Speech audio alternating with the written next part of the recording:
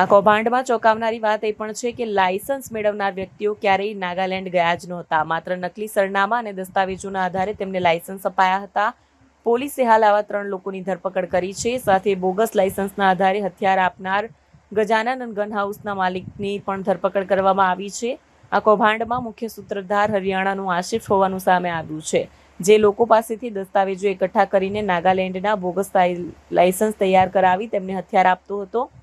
આ ગેંગ એવા લોકોને ટાર્ગેટ કરતી હતી જેને વ્યક્તિગત સુરક્ષા માટે અથવા સોબાજી કરવા હથિયારની જરૂર હતી અને નિયમ પ્રમાણે લાયસન્સ મેળવવા યોગ્ય ના હોય આવા લોકો આસિફના સંપર્કમાં આવતા હતા. ત્યારબાદ તેમની પાસેથી આધાર કાર્ડ, પાન કાર્ડ સહિતના તમામ દસ્તાવેજો કુરિયરના માધ્યમથી મંગાવવામાં આવતા હતા. કામરેજના સેલાભાઈ બોડિયા અને હરિયાણાનો આસિફ પોતાના નેટવર્ક મારફતે નાગાલેન્ડના રહેણાંકના નકલી પુરાવા બનાવી તેમનું ઓલ ઇન્ડિયા પરમિટવાળું બોગસ લાયસન્સ તૈયાર કરાવતો હતો. એક લાયસન્સ બનાવવાની કિંમત અંદાજે 8 થી 10 લાખ રૂપિયા વસૂલવામાં આવતી હતી. લાયસન્સ તૈયાર થયા બાદ કુરિયરના માધ્યમથી સુરત મોકલવામાં આવતું હતું. પોલીસ તપાસમાં સામે આવ્યું છે કે લાયસન્સ મેળવનારામાં સુરત ઉપરાંત આણંદ, વડોદરા, જૂનાગઢ, જામનગર, મોરબી, અમદાવાદ સહિત 14 લોકો સામેલ છે. ચોંકાવનારી વાત એ છે કે આમાંથી મોટાભાગના લોકોએ ક્યારેય નાગાલેન્ડ ગયા નથી. સુરતના કતારગામ વિસ્તારમાં આવેલા ગજાનન ગન હાઉસના માલિક અતુલકુમાર ચીમનભાઈ પટેલે નાગાલેન્ડના બોગસ લાયસન્સના આધારે કુલ 51 હથિયાર વેચ્યા હોવાનું કબૂલ્યું છે. ક્રાઇમ બ્રાન્ચે તેની પાસેથી 20 પ્રકારની રિવોલ્વર, પિસ્તોલ અને ડબલ બેરલ ગન સહિત કુલ 93 કારતૂસ જપ્ત કર્યા છે.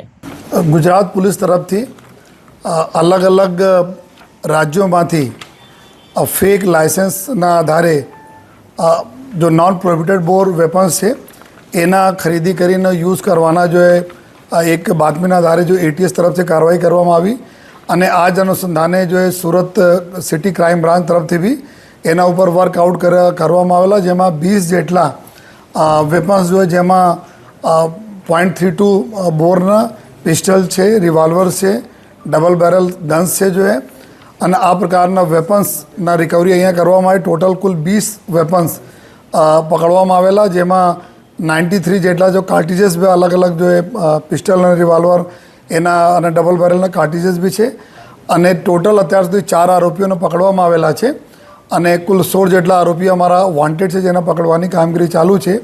આમાં વિગત એવું છે કે અહીંયા એક ગજાનન ગન હાઉસ આવે છે જ્યાં અતુલ પટેલ એના જો માલિક છે અને આ એના માધ્યમથી કુલ 6 જેટલા ફેક લાયસન્સ જો નાગાલેન્ડમાંથી બનાવવામાં આવેલા અને પછી જો એ કહાનીના મતલબ આ લોકોની પ્રક્રિયા એવી રીતે ચાલુ થાય છે કે નાગાલેન્ડમાંથી ઇસ્યુ થયેલા લાયસન્સ આધારે જો એ ગજાનંદ ગન હાઉસમાંથી લગભગ 51 જેટલા વેપન્સના જો વેચાણ કરવામાં આવેલા જોઈએ. આ અનુસંધાને જો એક વ્યક્તિ છે જેના સેલાભાઈ બોડિયા નામના એક વ્યક્તિ છે જો અહીંયા કામરેજ પાસે રહેતા હતા અને આ એના માધ્યમથી જ્યારે ગનોના વેચાણ અહીંયા થતા હતા ગજાનંદ ગન હાઉસમાંથી ત્યારે જો અતુલભાઈ એના કોન્ટેક્ટમાં આવીને એક આસિફ કરીને એક વ્યક્તિ છે જો હરિયાણામાં રહે છે. જો આ બધા આમાં કિંગ પિન અત્યાર સુધી અમારે તપાસમાં નીકળ્યા છે જો મેઇન એના મુખ્ય એના કલ્પ્રિટ છે, તો એના કોન્ટેક્ટ કરીને અહીંયા જે લાયસન્સ જો ઈચ્છુક લોકો હતા જો એના કોન્ટેક્ટ કરીને અહીંયાથી એના આધાર, પેન, બીજા જો ફોટો વગેરે લઈને બ્લુ ડાર્ટ કુરિયરથી સીધે નાગાલેન્ડ મોકલવામાં આવતા હતા આસિફના બતાવેલ જગ્યા ઉપર જોઈએ અને જો આંગળીયા મારફતે જો પૈસા લગભગ 10 લાખ રૂપિયાના આસપાસ પર વેપનના જો અત્યાર સુધી તપાસમાં એવું આવેલા છે. નોઈડા અને દિલ્હીમાં આ આસિફ પાસે પૈસા અહીંયાથી મોકલવામાં આવતા હતા. નાગાલેન્ડમાંથી પછી વેપન આપણાના લાયસન્સ બને જોઈએ, લાયસન્સ બન્યા પછી અહીંયા લાયસન્સ આવે અને એના આધારે જો આપણા ગજાનન ગન હાઉસમાંથી ટોટલ બધા આ તમામ લોકોને જો વેપન અહીંયા આપવામાં આવેલા હતા. ATS તરફથી બી રિકવરી કરવામાં આવી. પોલીસ જ્યારે ક્રાઇમ બ્રાન્ચની ટીમે કરી કુલ 20 જેટલા જો વેપન અમે રિકવર કરેલ છે. 4 આરોપી પકડા છે, 16 જેટલા આરોપીઓને પકડવાના બાકી છે, એની પ્રક્રિયા ચાલુ છે. આ લોકોના એમઓમાં ખાસ વાત એવું હતી કે 6 જેટલા લોકોના જો અતુલ પટેલે બનાવીને મોકલાયા, આ લોકો કોઈ દિવસ નાગાલેન્ડ જોયા પણ નથી, નાગાલેન્ડ ગયા પણ નથી, પરંતુ એના જો નાગાલેન્ડમાં એક એડ્રેસ, ઘરના એડ્રેસ બતાવવામાં આવેલા છે અને આ એડ્રેસના આધારે ત્યાં પૂરી પ્રક્રિયા કરીને જો લાયસન્સ એના મેળવવામાં આવેલા છે. અને ઘણા બધા એવા પણ કેસીસ છે કે જો નાગાલેન્ડમાં જૂના લોકો પાસે લાયસન્સ હતા, ત્યાંના ઓરિજિનલ લાયસન્સ હતા જેની મોટી ઉંમર થઈ ગઈ, એમાં રિટેનર તરીકે અમુક લોકોના નામ નાખવામાં આવેલા, નાખવામાં આવેલા, જેમાં આ લોકો ખોટા એડ્રેસના ક્રિએટ કરીને રિટેનર તરીકે નામ નાખે અને પછી રિટેનરના આધારે નવા લાયસન્સ કઢાયા જોઈએ.